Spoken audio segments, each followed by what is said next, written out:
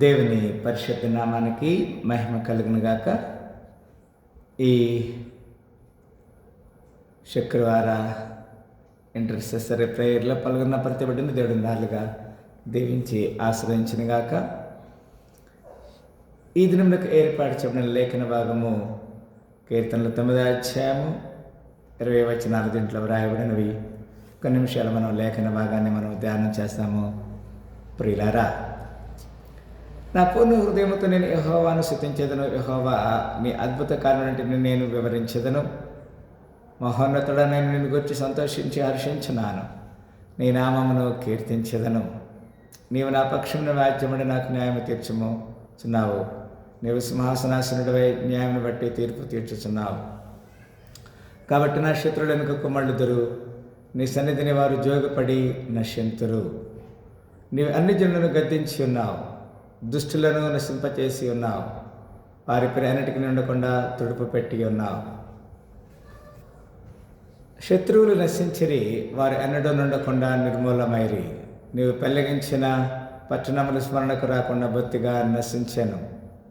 యెహోవా శాశ్వతముగా సింహాసనాసనుడై ఉన్నాడు.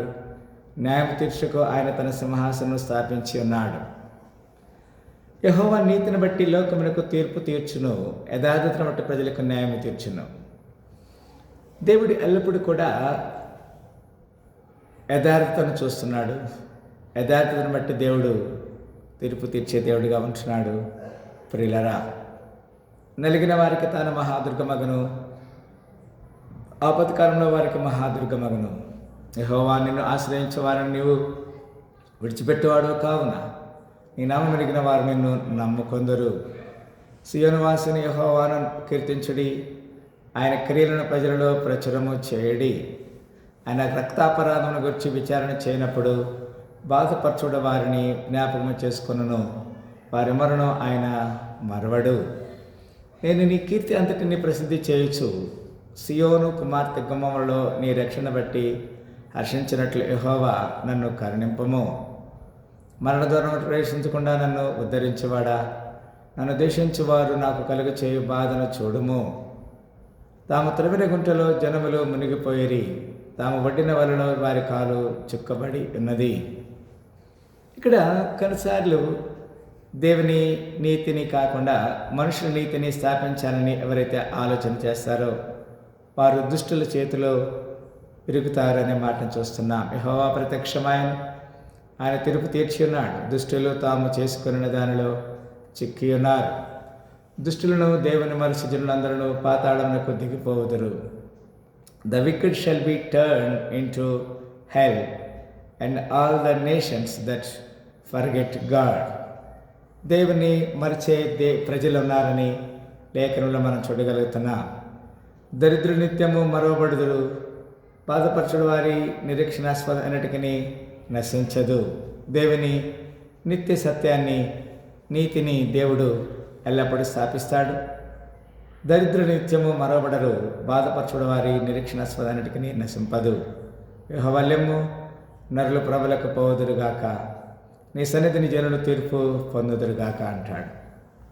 యెహోవా వారిని భయపెట్టుము, తాము నరమాతులమని జనులు తెలుసుకొందురుగాక. దేవుని నమ్మేటువంటి వారికి దేవుడు ఏ మేలు కొద్దు చేయడు. ఈ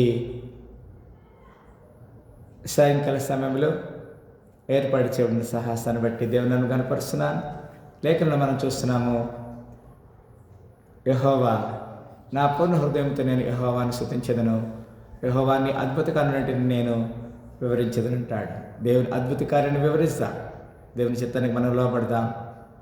ఒక మాట మనము లేఖనంలో చూసినట్లయితే ఇక్కడ ఒక చక్కని మాటని మనము చూడగలుగుతాం. ప్రేరా, ఈ కీర్తన గ్రంథము 9వ అధ్యాయములో ఈ మాటను మనం చూసినప్పుడు అక్కడ అంటాడు, లూకా 10:27 ఏ విధంగా వ్రాయబడినది, అతడు నీ దేవుడిని ప్రభువును నీ పూర్ణ హృదయంతోనూ, నీ పూర్ణ మనసుతోనూ, నీ పూర్ణ శక్తితోనూ, నీ పూర్ణ వివేకంతోనూ ప్రేమపరనని, నిన్నవలే నీ పొరుగువారిని ప్రేమపరని వారేబడి ఉన్నది అంటాడు.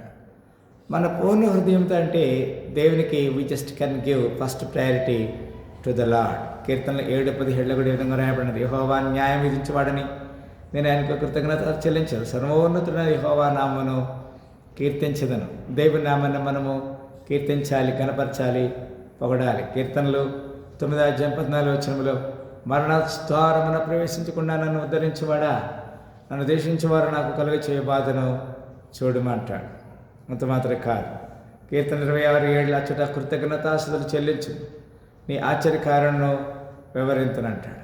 దేవుని ఆశ్చర్యకారణను వివరించడానికి దేవుడు మనకి ఒక అవకాశం ఇస్తున్నాడు. నేను ఎల్లప్పుడూ యెహోవాను సన్నతించదును, నిత్యం ఆయన కీర్తి నా నోట ఉండను. యెహోవాను బట్టి నేను అతిశయించున్నాను, దీనుడు దానిని విని సంతోషించుదురు. నాతో కూడి యెహోవాను గణపరచుడి, మన ఏకంగా కూడి ఆయన నామమును గొప్ప చేయదము. నేను యెహోవా యొద్ద విచారణ చేయగా ఆయన నాకు ఉత్తరం ఇచ్చెను. నాకు కలిగిన భయములన్నిటిలో నుండి ఆయన నన్ను తప్పించనంటాడు. మిక్కిలి పిల్లరా, దేవుడు మనకి తన నిత్య సత్యాన్ని మనకి వెల్లడి చేస్తున్నాడు. తన రాజ్యానికి వారసులుగా అక్కడికి ఒక మాట చూసి మనం ముగిస్తాం. కీర్తన 51:15 ప్రభువా, నా నోరు నీ స్తుతిని ప్రచురపడినట్లు నా పెదవులను తెరవమంటాడు. ఇక్కడ కీర్తనలు 9:3 నా పూర్ణ హృదయంతో నేను యెహోవాను స్తుతించదను, యెహోవాని అద్భుత కారణాన్ని నేను వివరించదను. We just can praise the Lord. I will praise thee, our Lord, with my whole heart. I will show forth all thy marvelous works. నీ చేసినటువంటి నీ కృపలు, నీ క్రియల్ని నేను కొనియాడతానని చెప్తున్నాను. ఈ సాయంకాల సమయంలో లేఖన భాగాన్ని మన ఆత్మీయులతో మీద దేవుడు దీవించి ఆశీర్వదించును గాక. ప్రార్థన చేస్తాం. స్తోత్రములు, ప్రేమ గల తండ్రి, మీ అద్భుత కార్యం నుంచి వందనాలు తెలియజేస్తున్నాం. కీర్తనలు 9:20 ద్వారా మీరు మమ్మల్ని హెచ్చరిక చేస్తున్నారు. ఈ శుక్రవారం దినమున ఇంటర్సెసర్ ప్రేర్ల పాల్గొన్న ప్రతి ఒక్కరిని దీవించండి. లేఖనానుసారంగా జీవించి కృప దయచేయమని యేసుక్రీస్తు పరిశుద్ధ నామమున ఈ ప్రార్థన పెట్టుకుంటున్నాము తండ్రి, ఆమేన్. మరొకసారి ఈ సాయంకాల శుభములతో దేవుడు మనందరినీ దీవించి ఆశీర్వదించును గాక. ఆమేన్.